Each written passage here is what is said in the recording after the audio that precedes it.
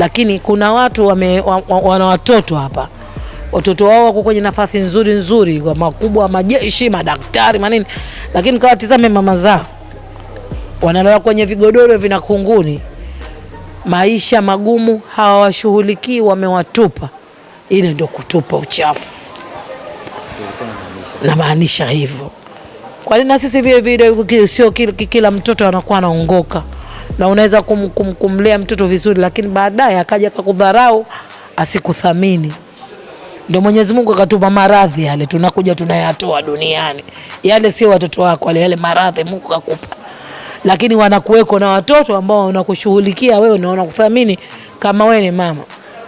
Ndio wale sasa watoto wanojua kama huyu ni mama yangu, ananithamini. Lakini yale mengine tulotoa ndio kama tumetoa uchafu tumboni ile. Ndio wale hawajali huyu mama hawanini, lakini uwezo anao.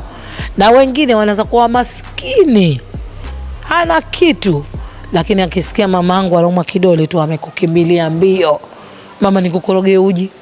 Japo wewe mwenyewe mama utampa, haya mama mwanangu kanunue hichi, lakini anakuthamini, anakuengaenga.